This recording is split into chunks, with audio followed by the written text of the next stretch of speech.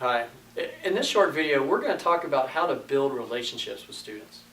And I know some people are intimidated by that concept, but it's really not as hard as it seems. It doesn't matter how old or young you are. It doesn't matter how cool or uncool you are, or what type of things and interests you have. There are always students that are looking for someone just like you to build a relationship with.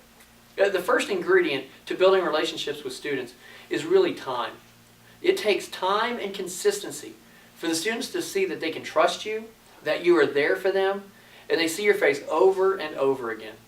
In my years in youth ministry, I've seen that some of the best volunteers don't necessarily go out of their way to talk to a ton of the students. They don't go out of their way to do stuff. And over time, students come to them. And the only reason they do that is because that person is there and that person is available. You see, our number one goal at the Bridge is not tasks, but relationships. We want to build these relationships with students. And one of the ways you can do that is when you first meet a student, you can kind of ask them a few of the basic questions like who? Who are you? What's your name?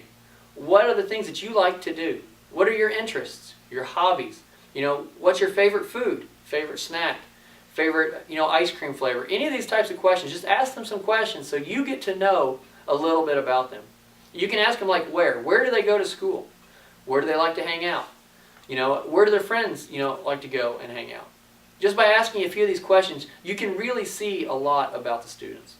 You see, through these relationships are how we're going to move students into a relationship with Christ. As they see Christ alive in our life, then they'll want to know what's different. And at some point, I can guarantee you that some of these students will come to you with life crisis. Maybe it's problems with mom and dad.